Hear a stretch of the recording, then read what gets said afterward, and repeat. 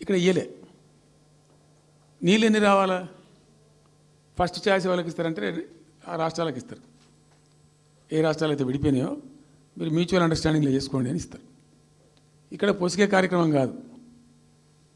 కాబట్టి మేము ఏం చేసినామంటే 1 ఇయర్ తర్వాత 1 ఇయర్ లోపు ఒకవేళ పరిష్కారం అయితే 2 రాష్ట్రాలు చేసుకోవాలా, లేదా సెంట్రల్ గవర్నమెంటే ఆర్బిట్రేషన్ ద్వారా చెయ్యాలా కూర్చొని. చేయనప్పుడు ఏం చేయాలంటే సుప్రీంకోర్టుకు పోవాలి.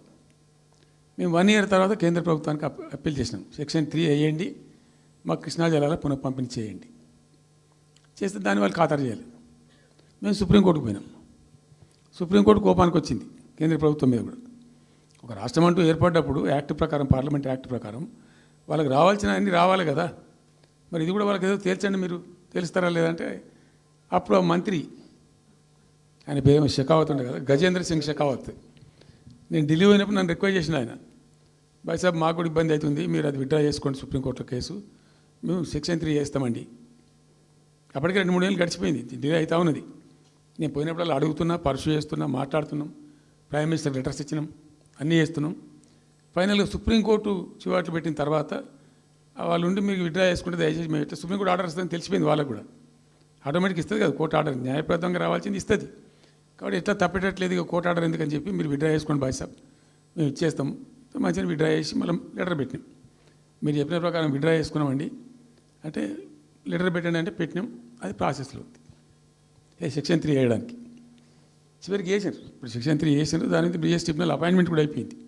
ఇప్పుడు వాదనలు జరుగుతున్నాయి, మాకేం రావాలి, మీకేం రావాలి, తెలంగాణ రాష్ట్రం, ఆంధ్ర రాష్ట్రం మాట్లాడుతూ ఉన్నారు. సో ద క్వశ్చన్ ఏంది, అక్కడ ఉంది, ఇప్పుడు తేలుతుంది. మా ఉద్దేశం ఏంది, 90 టీఎంసీలు అయితే మాకున్నాయి నికరం, మాకు ఎవరు ఇచ్చేది ఏం లేదు, ఎవరు అడుక్కునేది ఏం లేదు.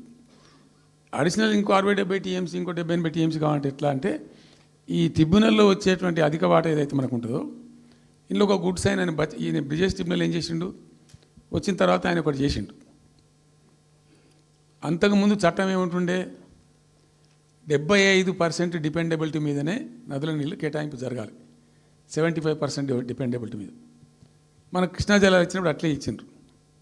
ఈయన బ్రిజేష్ ట్రిబ్యునల్ వచ్చిన తర్వాత ఈయన ఏం చేసిండంటే 75% బోల్డ్ అండి, మంచి సర్ప్లస్ ఇయర్స్లో చాలా వర్షాలు పడుతున్నాయి, కావాల్సిన నీళ్ళు వస్తున్నాయి, అవి వేస్ట్ అవుతున్నాయి అనవసరంగా, అట్లెందుకు కేటాయింపులు చేసుకుందాం, 65% డిపెండబిలిటీ పెట్టుకుందాం అని చెప్పి పెట్టిండు.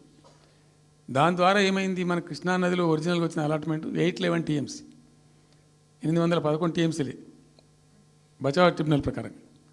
కానీ తదనంతరం ఈయన బ్రిజేష్ వచ్చిన తర్వాత అది ఆల్మోస్ట్ 1005కి పోయింది. ఇంకో 195 టీఎంసీ పెరిగింది, ఆ 10% యాడ్ చేసే వరకు పెరిగితే అలా మనకు కూడా ఆటోమేటిక్ వాటా వస్తుంది. ఇప్పుడు తేలుతుంది అది. సో మేము ఆశపడ్డది ఏంటంటే ఒరిజినల్గా పెట్టుకున్నటువంటి ఈ 90 టీఎంసీ అది బచావ్ ట్రిబ్యునల్ ఇచ్చిందే 45 టీఎంసీ. 45 టీఎంసీ మనం మైనర్ ఇరిగేషన్ లెక్కలు బాజాప్తా తీసి ఇచ్చినాం కాబట్టి అది యాక్సెప్ట్ చేసిన వాళ్ళు. ఈ 90 టీఎంసీ ప్లస్ ఇప్పుడు అడిషనల్గా వచ్చేది కలిస్తే మనకు దాదాపు 170-160 దాకా తీసుకొని పోవచ్చు.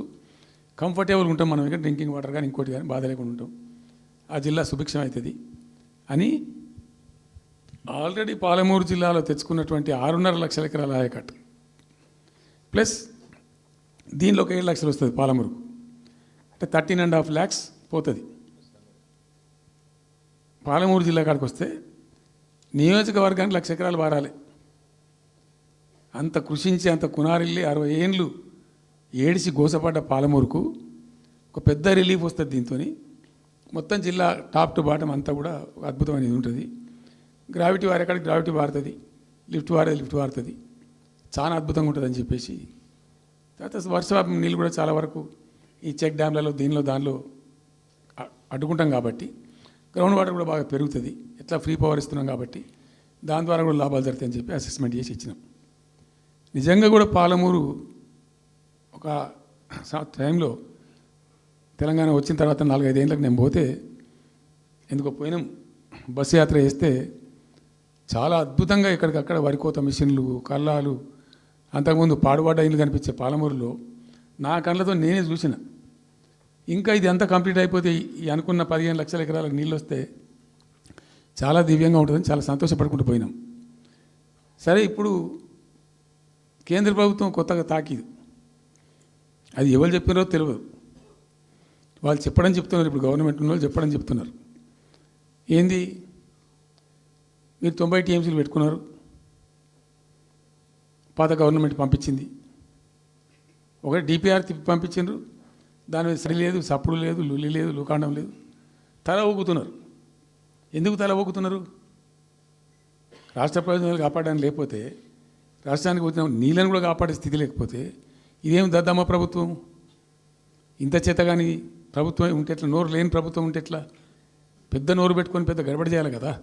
ఒక 10 టీఎంసీలు పోతేనే ఒక్కొక్క రాష్ట్రం ఎక్కడ దగ్గర పోయి కొట్లాడతారు. ఇవాళ మొత్తం డిపిఆర్ఏ పంపించి ప్రాజెక్ట్ని ఆగం చేసే పరిస్థితి వస్తే సప్పుడు లేదు ఒకటి. రెండవది, ఇప్పుడేం చేసిండ్రు, ఇరిగేషన్ మంత్రికి లెటర్ రాసిండు. వాడు చెప్పిండా చెప్పలేదా భగవంతుని గారికి, 45 టీఎంసీలు ఇవ్వండి మాకు అనుమతి అని చెప్పి. ఎట్లా రాస్తావు నాకు అర్థం కాదు. నువ్వు ఏ ముఖం పెట్టుకొని రాస్తావు? ఇదో ప్రభుత్వమా? ఇట్లా ఉన్న వస్త్రానికి పోతే అనవస్త్రం పోయింది అన్నట్టు ఉన్నది కూడా కొట్టుకుంటారు ఎవడన్నా. ఎవరై నీళ్ళు అవి ఆల్రెడీ బచావ్ ట్రిబ్యునల్ తీర్మానంలో ఇచ్చింది. దాన్ని కర్ణాటక వాడుతుంది, అటు మహారాష్ట్ర వాడుతుంది. వాళ్ళ లెక్కల్లో చూపెడుతున్నారు వాళ్ళు. ఆల్మట్టి డ్యాంలో వినియోగంలో చూపెడుతున్నారు వాళ్ళు.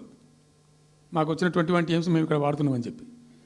ఆ 2 ఎగువ రాష్ట్రాలు వాడుతుంటే ఇక్కడ వచ్చి మనకు వచ్చినటువంటిది బాజాప్తా, అది కూడా ట్రిబ్యునలే కదా, బచావత్ కూడా ట్రిబ్యునలే కదా. ఆ ట్రిబ్యునల్ తీర్పు ద్వారా వచ్చిన 45 టీఎంసీలు నువ్వు ఎందుకు ఆపుతున్నావు ఇప్పుడు? ఇదో రాష్ట్ర ప్రభుత్వమా? అసలు ప్రభుత్వం ఉందా? నిద్రపోతున్నారా? ఇంతసేపు రియల్ ఎస్టేట్ దందా తప్ప ఇంకోటి లేదా? ఇల్టు భూములు ఎట్లా అమ్ముదాం, పల్టు భూములు ఎట్లా అమ్ముదాం, ఆ భూములు ఎట్లా దెబ్బ పెడదాం, ఇంత కమిషన్ కొడదాం, ఇది తప్ప రాష్ట్ర ప్రయోజనాలు, నీళ్లు, రైతులు, మనుషులు లేరా? ప్రాజెక్టులు ఎందుకు 2 ఏళ్ళ నుంచి ₹1 పెట్టలే? ఎందుకు ఒక తట్టడి మట్టి తీయలే? ఎవరు నిరోధించింది మిమ్మల్ని? ఎవరు అడ్డుపడ్డారు మీకు? ఎవరు కట్టేసారు మీ కాలను? అటు పైసా పనిచేయరు, నిష్క్రియాపరత్వంగా ఉంటారు. డిపిఆర్ పంపిస్తే సపోర్ట్ చేయరు. ఇలా చివరికి 45 టీఎంసీ అని రాస్తారు. అంటే ఏం కాబోతుంది? ఎవరో ఒత్తిడి ఉంది దీని వెనుక? ఏం కుట్ర దాగి ఉంది ఇది? 2 ఏళ్ళ నుంచి నేను మౌనం పాటించి చూసుకుంటూ వస్తున్నాం. తప్పని పరిస్థితి నేను బయలుదేరినప్పుడు తప్పదు. అటు కేంద్రాన్ని ఎక్స్పోజ్ చేస్తాం, ఇటు రాష్ట్రాన్ని ఎండగడతాం ప్రజల మధ్యలో ఖచ్చితంగా. ఇలా మొత్తం విస్తారంగా మాట్లాడినాం, చర్చించినాం. చాలా పెద్ద ప్రజా ఉద్యమానికి శ్రీకారం చుడతాం. కంపల్సరీ పాలమూరు, రంగారెడ్డి, నల్లగొండ జిల్లాలలో గ్రామ